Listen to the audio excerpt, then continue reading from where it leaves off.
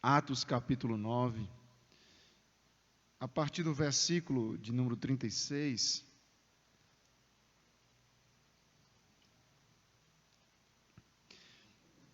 Atos 9, 36 a 43 diz assim: Havia em Jope uma discípula por nome Tabita, nome este que traduzido quer dizer Dorcas. Era ela notável pelas boas obras e esmolas que faziam. Ora, aconteceu naqueles dias que ela adoeceu e veio a morrer. E depois de a lavarem, puseram-na no cenáculo. Como Lida era perto de Jope, ouviram os discípulos que Pedro estava ali. Enviaram-lhe 2 homens que lhes pedissem: não demores em vir ter conosco. Pedro atendeu e foi com eles. Tendo chegado, conduziram-no para o cenáculo, e todas as viúvas o cercaram, chorando, e mostrando-lhes as túnicas e vestido que Dorcas fizera enquanto estava com elas. Mas Pedro, tendo feito sair a todos, pondo-se de joelhos, orou, e voltando-se para o corpo, disse: Tabita, levanta-te.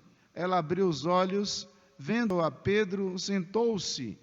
Ele, dando-lhe a mão, levantou-a, chamando os santos, especialmente as viúvas, apresentou-a viva. E isso se tornou conhecido por toda a Jope, e muitos creram no Senhor. Pedro ficou em Jope muitos dias, em casa de um curtidor chamado Simão. Que Deus muito nos abençoe nessa noite. Meus irmãos,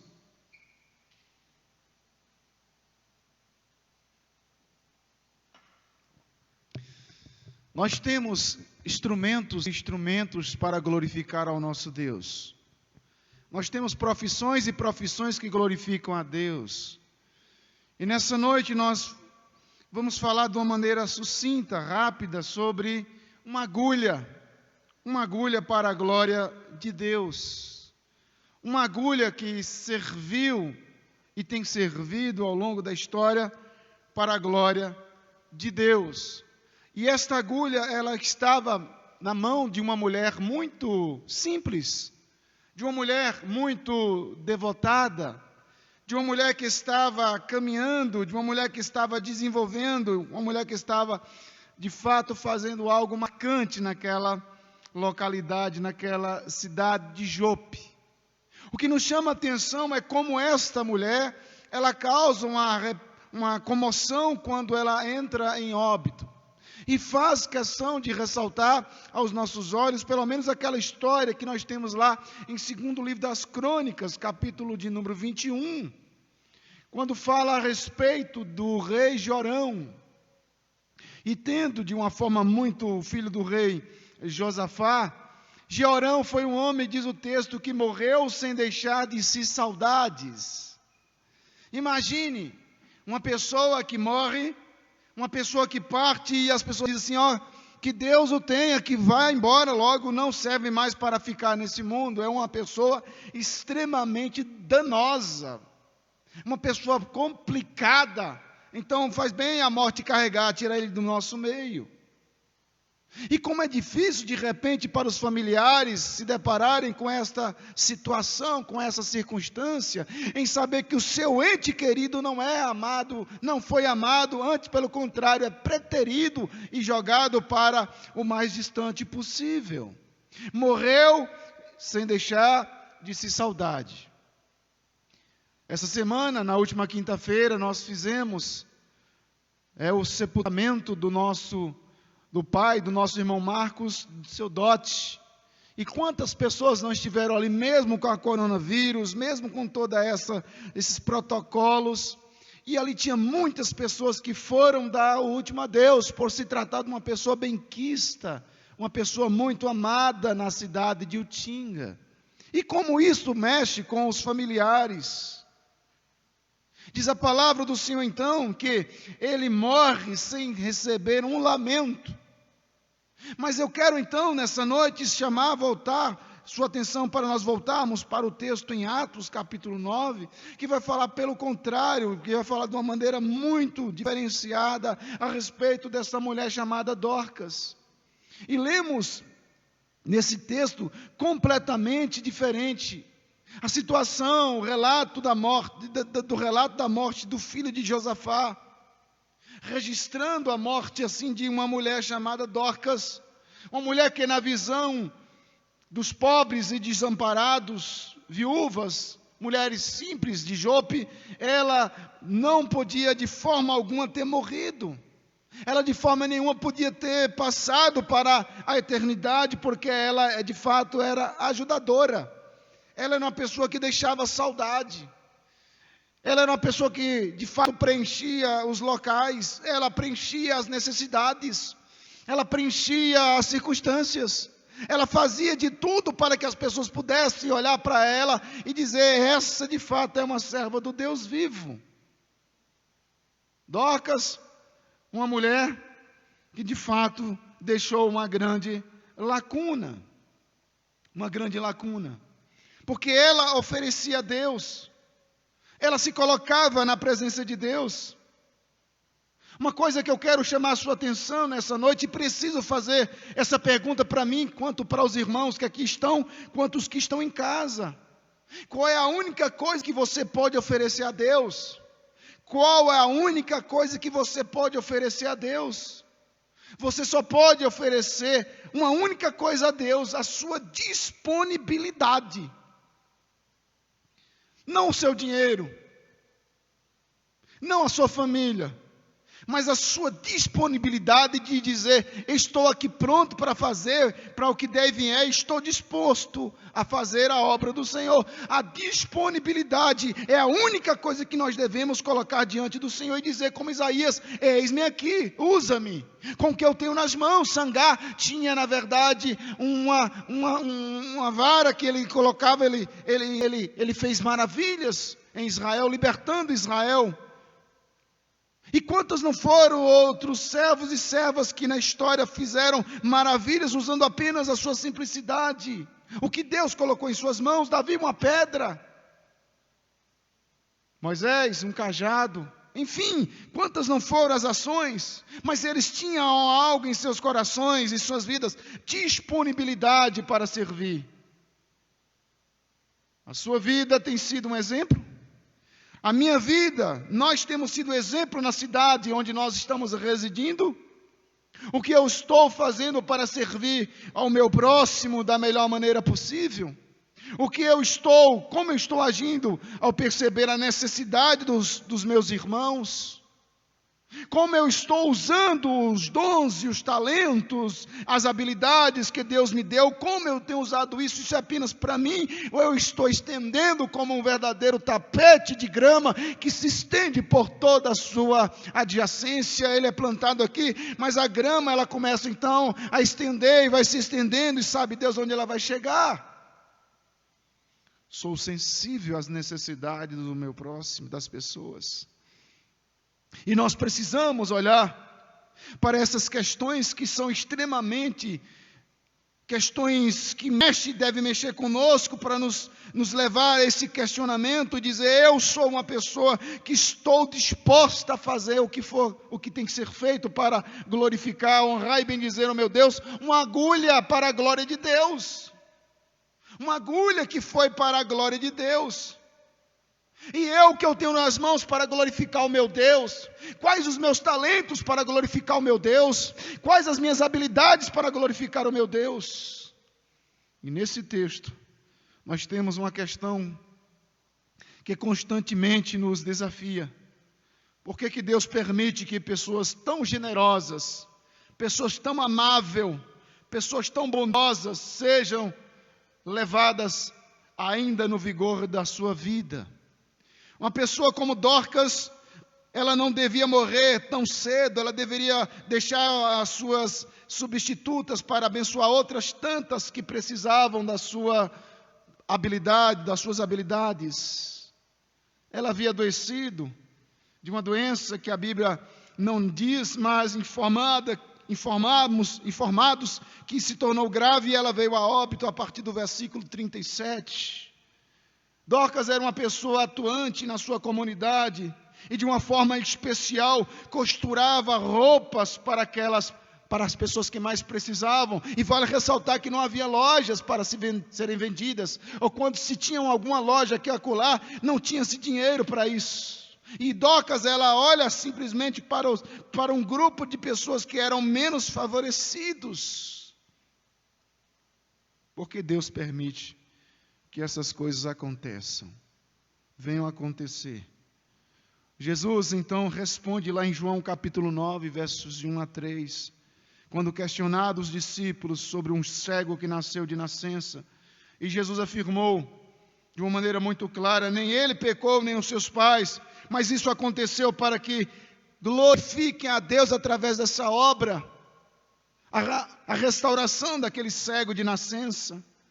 Então tem certas coisas que acontecem porque Deus está querendo levar a morte de alguém para aproximar, a morte de alguém ou a doença de alguém para fazer essa pessoa ser sacudida e dizer: você é temporal, você é transitório, você não vive para todo um tempo, você vai ser passageiro e você precisa fazer a sua paz ou restaurar a sua paz com Deus. São tantos os caminhos, são tantas bifurcações que nós podemos trabalhar. Pessoas sofrem, pessoas adoecem, pessoas morrem. E tentar de fato explicar a causa da dor e da morte é sempre complicado para nós. Basta nós olharmos com carinho para o livro de Jó e percebermos quanto erroneamente os amigos de Jó o julgaram naquele momento de sofrimento. Os graves acontecimentos na vida dos servos e servas do Senhor Jesus nos assusta, nos entristece, porque nós olhamos para ela, é uma mulher piedosa, nós olhamos para ele, é um homem de oração, um homem piedoso, mas no entanto foi acometido por uma doença terrivelmente má, e a levou. Isso nos deixa um tanto assustado. Mas é como nós falamos na última quinta-feira, todas as coisas cooperam para a nossa salvação e não para o nosso bem-estar nesse mundo. Mas estas coisas estão no campo do misterioso amor de Deus para com a humanidade. E nós não temos resposta para tudo. Mas no caso da nossa irmã Dorcas, nós aprendemos que Deus queria revelar algo maravilhoso, um plano fantástico, uma obra potentosa naquela cidade de Jope, ressuscitando-a. Mas, e quando Deus não cura e não ressuscita pessoas que amamos, ou permite que essas pessoas que amamos sofram, o que devemos fazer? E como devemos pensar diante dessas dificuldades? Como devemos agir diante de alguém que está sofrendo? A Bíblia nos dá, de fato, algo para nós tentarmos dirimir tais dificuldades. A teologia reformada, mesmo diante dessas dificuldades, nos ensina que Deus, em sua infinita graça, diante do seu grande e poderoso plano de salvação, é sábio. E Ele trará o consolo no meio desta dor, Ele trará o consolo no meio dessas dificuldades todas, onde nós não temos explicações, nós não temos uma palavra para dar explicações, mas nós temos que confiar tão somente nos planos de Deus e dizer porque a vontade dEle é boa, perfeita e agradável. Dorcas não era uma mulher particularmente impressionante, ou que tinha lá um diferencial. Ela não era de maneira nenhuma particularmente impressionante pelas suas excepcionalidades.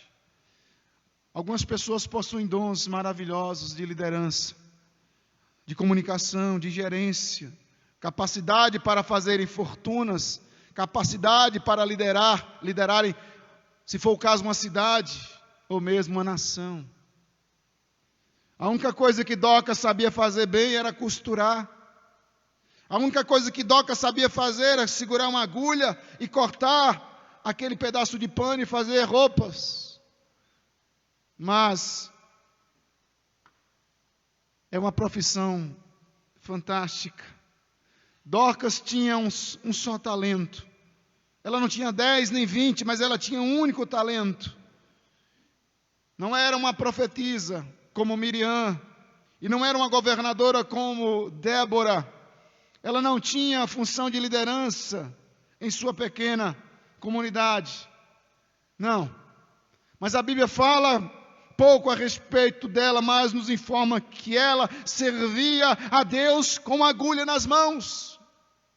Ela tinha pouco a oferecer, mas o pouco que ela tinha, ela ofereceu. Ela colocou à disposição da obra de Deus. A sua costura e amor fraternal era conhecido por muitos. Praticava boas obras com aquilo que melhor sabia fazer, confeccionando vestes para os pobres. O mundo já se esqueceu de muitas coisas que aconteceram, mas as obras de Dorcas continuam sendo lembradas. Deus fez questão de registrar para a posteridade que gente simples consegue fazer grandes obras para o Senhor Deus. A ferramenta dela era uma agulha, com a qual usava para vestir os pobres. O que faz de Dorcas dessa simples mulher, o que faz de Dorcas alguém tão excepcional? O verso 36 diz: havia em Jope uma discípula por nome Tabita, nome este que traduzido quer dizer Dorcas. Era ela notável pelas boas obras e esmolas que fazia. O verso 36, me deterei nele, diz a palavra do Senhor que ela havia em Jope uma discípula, ela encarnou, não reencarnou, mas ela vai encarnar, ela vai assumir a identidade de Jesus Cristo, mesmo sendo uma mulher do sexo feminino, como tem outras tantas que eu li. Amanhã nós temos o dia 8 de março, Dia Internacional da Mulher. E quantas não são as mulheres que são verdadeiras gigantes, gigantescas diante das circunstâncias, das dificuldades, e em especial o reino de Deus tem feito maravilhas para o Senhor Deus. Mas essa mulher tem um diferencial, algo marcante, algo que me chama a atenção, quando diz uma discípula, por nome de Tabita. Porque ela aprendeu, ela entendeu, ela não quis apenas ser ou carregar, ela não quis estar, mas ela quis ser discípula de Cristo Jesus. Então na comunidade, sua comunidade não era rica, mas diz a palavra do Senhor de gente necessitada, mas ela soube interpretar muito bem seu contexto e começa a lutar para que em seu ambiente a pobreza e a carente fosse modificada, transformada. Que pessoas que estavam quase nuas, ou pessoas que estavam com as suas roupas a frangalhos, que estavam quase que mostrando as suas, com vários remendos, e Dorcas usou e disse: não podemos permitir, vamos cobrir estas vergonhas, vamos cobrir estas feiuras, vamos cobrir em nome de Jesus. Traga linha, traga pano e vamos costurar. Ela luta para modificar o ambiente de pobreza em que ela estava inserida. Ela luta para modificar o seu ambiente.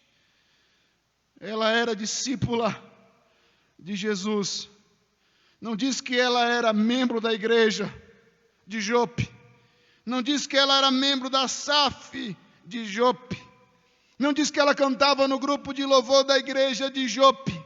Mas diz que ela era discípula do Senhor Jesus Cristo. Que ela não fazia parte de uma associação das senhoras, mas diz que ela era tão somente discípula de Cristo Jesus. Ela aprendeu de Cristo, imitava Cristo e seguia Cristo. não era mera ouvinte, mas seguidora de Cristo, causava a diferença onde quer que ela estivesse. Ela modificou a circunstância onde ela foi inserida, e é isso que tem pesado na nossa cabeça como igreja de Cristo. Nós não estamos causando modificação no ambiente, ou modificações no ambiente onde nós estamos inseridos. Antes, pelo contrário, nós estamos conformados.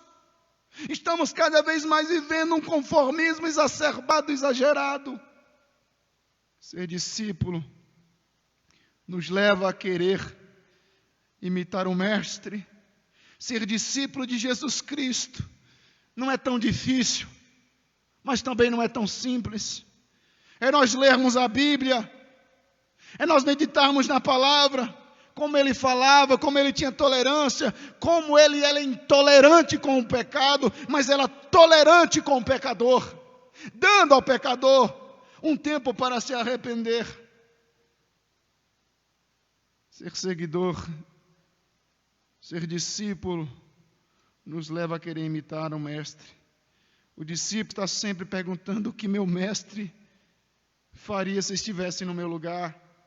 E essa pergunta tem que permear os meus pensamentos em todas as circunstâncias.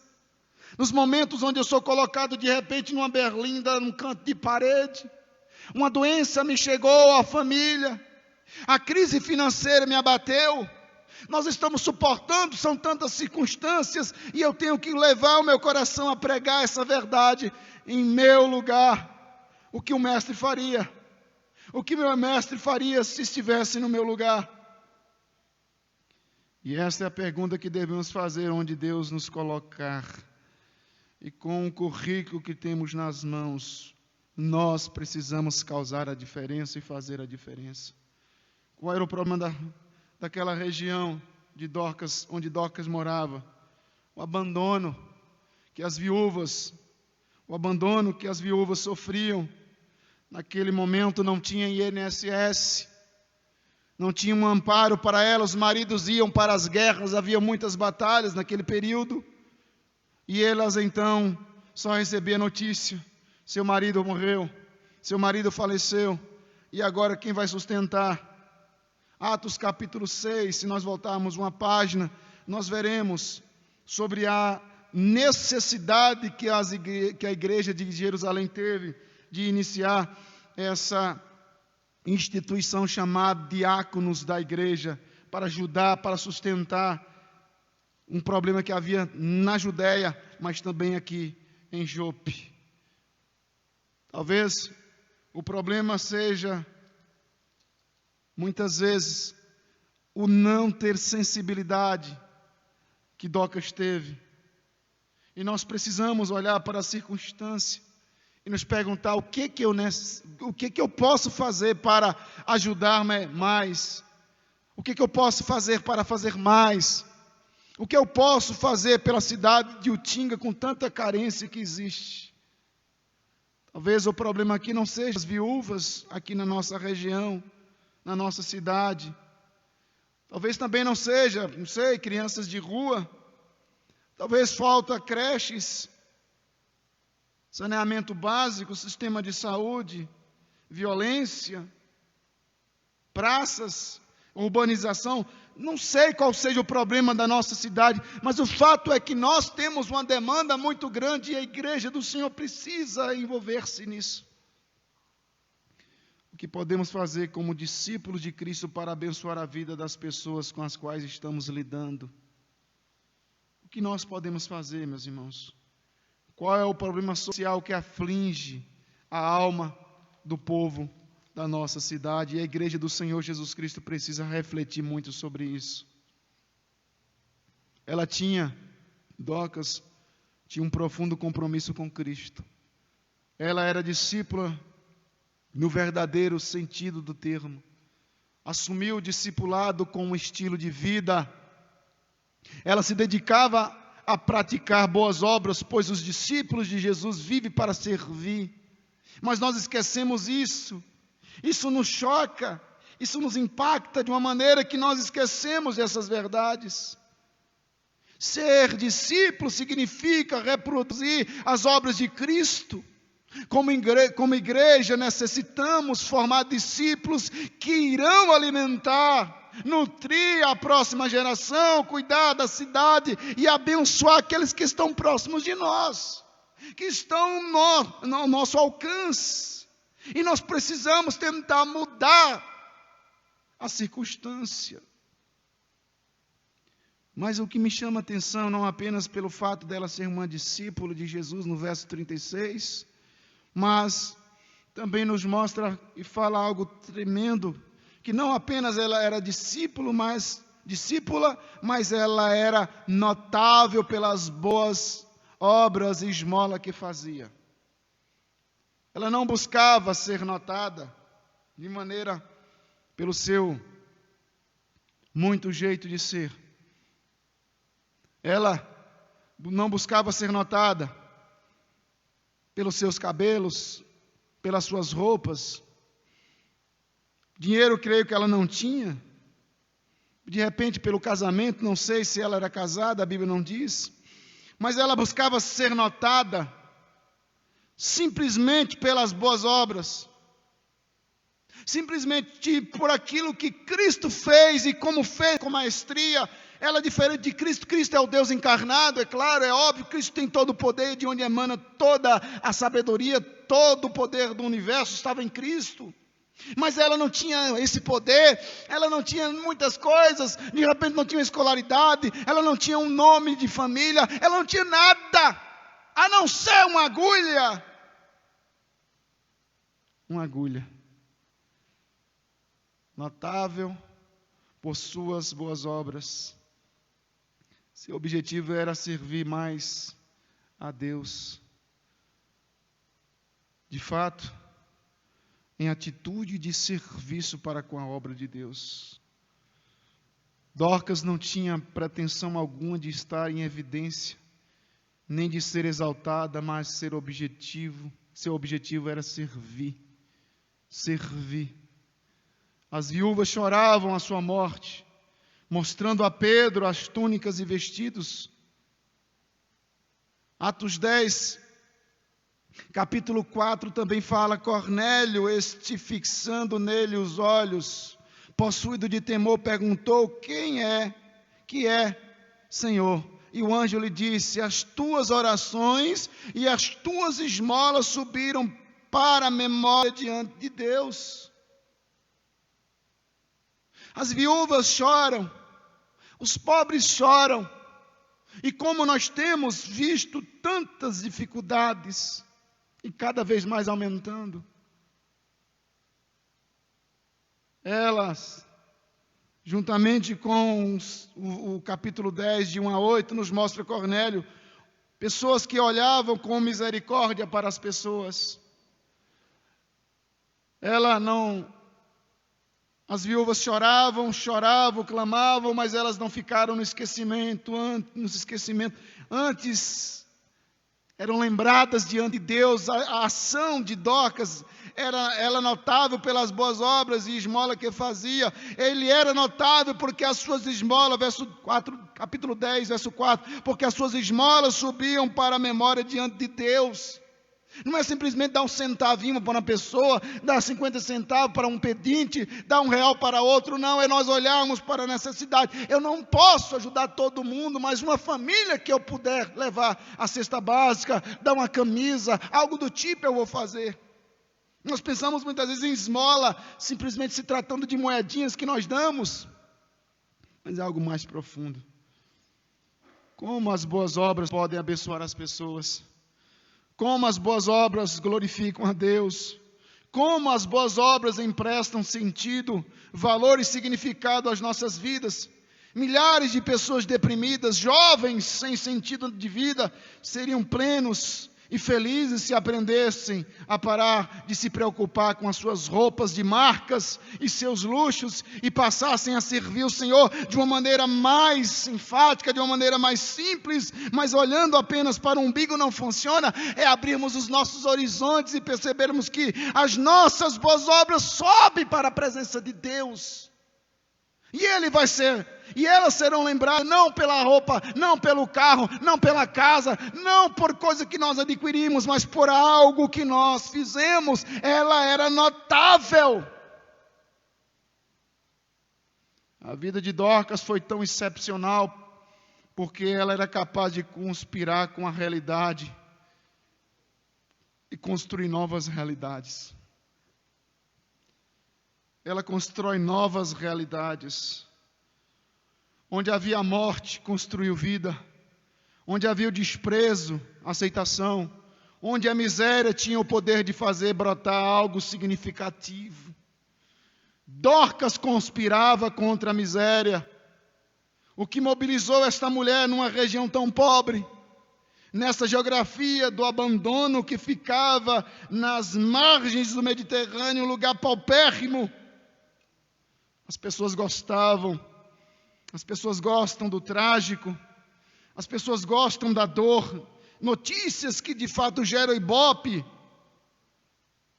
do trágico, do sangue, enfim, das tragédias. E raramente se contabiliza ou notabiliza-se as boas ações, aquilo que é feito pelo bem, ou algo feito em prol de alguém não gera tanta repercussão.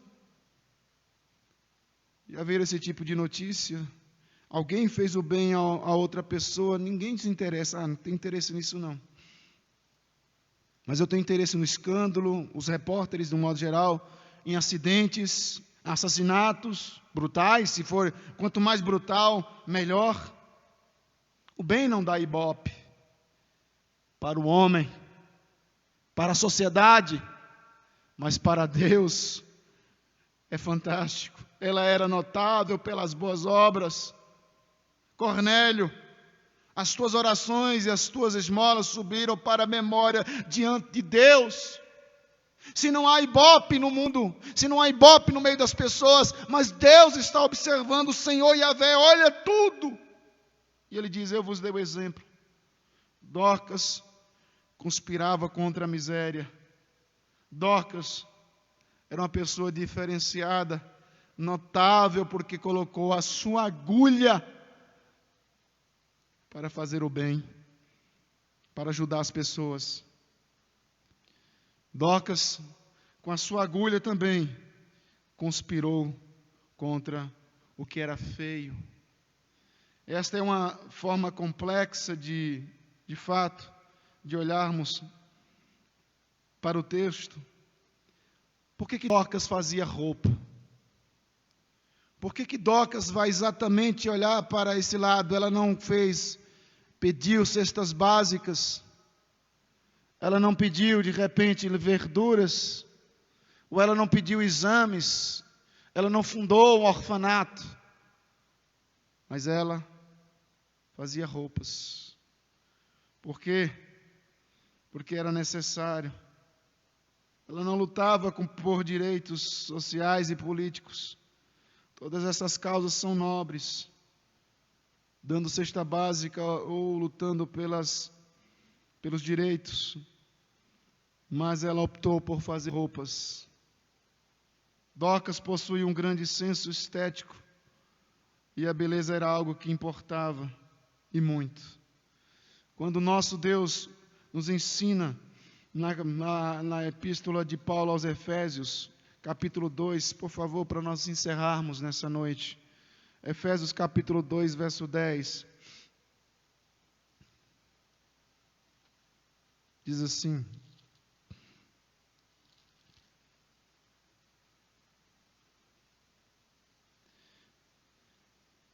pois somos feitura dele, criado em Cristo Jesus para boas obras, as quais Deus de antemão preparou para que andássemos nela. A Bíblia diz que somos os poemas de Deus, feituras dele. Deus, o nosso grande Criador, e o Senhor Jesus Cristo nos fez para as boas obras. Deus não se agrada de coisas feias. E é por isso que nós, como estamos em Cristo Jesus, nós precisamos nos vestir constantemente de Cristo. para que a feiura do pecado esteja constantemente sendo apagada de nós. E Dorcas vai pegar esse exemplo e vai dizer: nós precisamos vestir, nós precisamos tapar a feiura. O reino de Deus emite sinais do belo. Conspire contra a feiura do pecado. Tapemos, pois, a feiura do pecado. Assim foi Dorcas. Uma mulher que simplesmente não quis que a feiura fosse algo permanente naquela sociedade, naquela comunidade, mas ela então tentou amenizar trazendo o belo. E é muito interessante, nos faltaria tempo para nós discorrermos a respeito do Deus estilista, do Deus que cobre. E Dorcas vai exatamente olhar para esse ponto quando Deus, percebendo que Adão e Eva haviam pecado, coseram para si ali folhas de figueira e de uma maneira muito inusitada. Deus então sacrifica os animais, tira ali dos animais o couro e faz deles túnicas e coloca sobre Adão e Eva, cobrindo-lhe a feiura. Se Dorcas de fato olhou para esse Deus como nós precisamos olhar, e através dos atos de um Deus soberano, mas que se inclina para tapar a feiura do pecado de Adão e Eva, Dorcas se coloca inteiramente à disposição para fazer roupas, para ajudar de alguma forma aqueles que não tinham. O reino de Deus então emite sinais do belo. Conspire juntamente com Dorcas, conspiremos juntamente com Dorcas, para que a feiura do pecado seja tapado em nome de Jesus. A tristeza, a baixa autoestima, a dor, o sofrimento, o que agride nosso corpo e a nossa visão. Dorcas é uma mulher fantástica, uma mulher notável, porque ela percebeu que aquelas senhoras, aquelas viúvas, elas precisavam de um pouco mais, não apenas de repente de um alimento, mas elas precisavam de vestimenta, elas precisavam de uma autoestima, elas precisavam de algo a mais. É isso que a igreja de Cristo precisa agir e pensar. Conspirar contra a feiura do pecado que produz algo terrível na vida do ser humano, e nós precisamos lutar. Mas por fim, meus irmãos, Dorcas foi uma mulher que conspirou contra a falta de esperança. Dorcas é um bom exemplo de discípulo do Senhor Jesus Cristo, uma vida que faz a diferença, uma agulha para fazer a diferença, uma vida que agora exerce esse grande ministério de fazer roupas, simples roupas, mas que fazia tanta diferença. A experiência de Dorcas me leva a perguntar, novamente, o que eu estou fazendo para servir o próximo? Qual é a minha ação ao perceber a necessidade do meu irmão? Como eu estou usando o meu dom, as minhas habilidades, os meus talentos que Deus me deu? Eu estou sendo sensível, tenho sensibilidade às necessidades do meu próximo? O que o mundo contaria a seu respeito depois da sua morte? O verso 39, para a gente concluir e ir embora. Pedro atendeu e foi com eles. Tendo chegado, conduziram-no para o cenáculo. E todas as viúvas o cercaram, chorando e mostrando-lhes túnicas e vestidos que Dorcas fizera enquanto estava com elas. O verso 39. Antes de nós continuarmos para chegarmos à nossa conclusão. Quantos de vocês que estão aqui, ou que estão em casa, quantos de nós acham que essas mulheres sentiam falta de Dorcas? Você olhando o texto, você vai perceber quantos de vocês acham que essas mulheres sentiam falta de Dorcas. Aí você vai dizer, todo mundo, se fosse para levantar a mão, diria, pastor, eu penso, sim, com certeza, levante a mão quem acha que essas mulheres sentiam falta de Dorcas. Levante uma de suas mãos, eu poderia dizer, né? Todo mundo levantaria a mão, etc. Ah, sim, eu acho. que elas sentiram falta de Dorcas. O verso 39 é óbvio, é claro. E aí então me faz levantar uma segunda pergunta no texto. As pessoas vão sentir falta de você, falta de mim quando você partir? As pessoas vão sentir falta de você quando você partir? Uma pergunta para nos levar a pensar em Jeorão, filho de Josafá, que partiu deste mundo sem deixar saudade. Veja o exemplo de Dorcas. Pedro atendeu e foi com eles. Tendo chegado, conduziram-no para o cenáculo, e todas as viúvas o cercaram, chorando, mostrando-lhe as túnicas. Quantas mulheres sentiram a falta de Dorcas, dizendo: essa mulher não podia ter morrido, Pedro. Essa mulher é diferenciada, Pedro. Essa mulher é uma serva do Deus vivo, Pedro. Essa mulher tem ajudado tanta gente aqui, Pedro. Pedro, ressuscita essa mulher, Pedro, pelo amor de Deus, Pedro. E aí nós precisamos nos perguntar: que tipo de legado nós estamos deixando? Não, pastor, eu estou trabalhando, eu não tenho tempo, eu estou adquirindo, eu estou trabalhando, eu estou adquirindo, eu estou cuidando da minha família, eu estou cuidando. Meus irmãos, ó Cornélios, olha a vida de Dorcas, era notável pelas suas boas obras. Ela não foi notável pela criação dos filhos, embora isso é obrigação nossa de darmos de bons filhos, mas ela é notável pelas as boas obras que ela fez. Que tipo de legado nós estamos deixando quando nós partimos deste mundo? O verso 42, isto se tornou conhecido por toda Jope, e muitos creram no Senhor. O verso 42, assim como no verso 35, são paralelos. Viram-no todos os habitantes de Lida e Sarona, os quais se converteram ao Senhor. Qual o propósito da morte? Qual o propósito da cura? Glorificar a Deus e fazer o nome do Senhor Yahvé conhecido nessas cidades. Essa é a parte mais importante dessa história de curas. A parte mais importante não é o que Cristo pode curar nossas doenças, essa não é a parte mais importante. O Senhor curou a Enéas, Pedro curou a Dorcas, isso não é a parte mais importante do texto.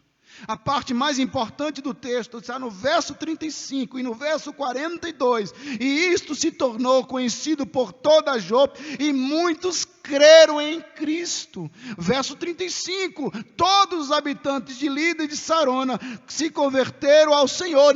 Simplesmente houve a cura, mas a parte mais importante é a salvação da alma, a cura da alma. Há uma frase que aparece no final de ambas, como nós lemos. Então todos os que habitavam se converteram ao Senhor. O fato é que todos nós podemos ser curados, sim, mas podemos voltar a ficarmos doentes. E a minha conclusão, meus irmãos, essa é a parte mais importante dessas curas. Por mais maravilhoso que seja a cura física, nós dissemos antes que a cura física não dura para sempre. Não dura.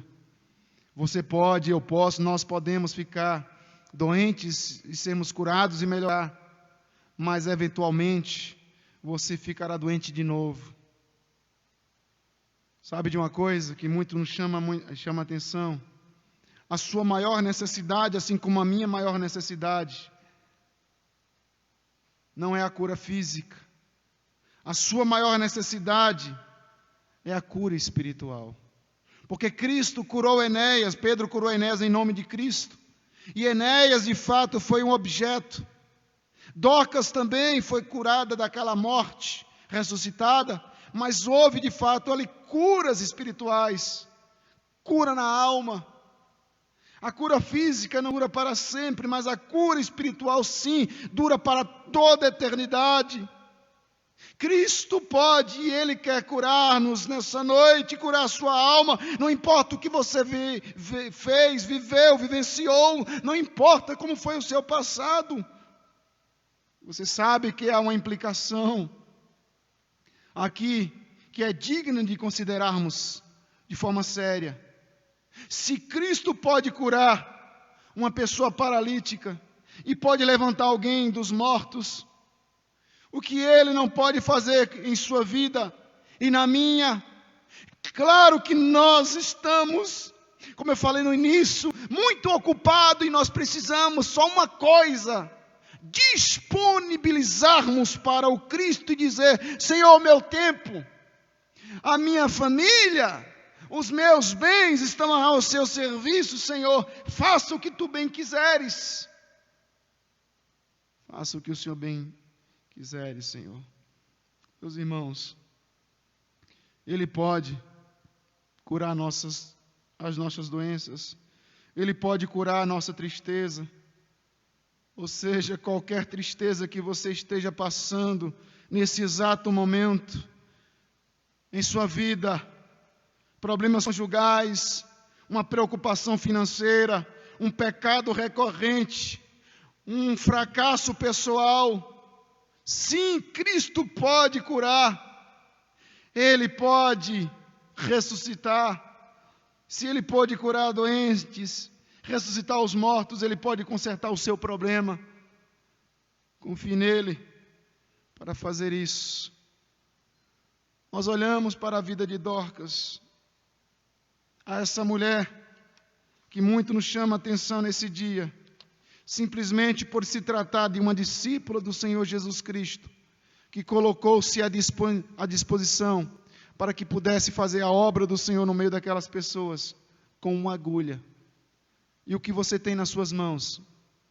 O que você tem usado nas suas mãos para glorificar o nome do Senhor, seu Deus? Dorcas usou uma agulha. Você pode usar uma caneta. Você pode usar qualquer que seja a ferramenta, não importa a sua profissão. Coloque à disposição do reino de Deus. Que o Senhor muito nos abençoe. Vamos orar nesse instante.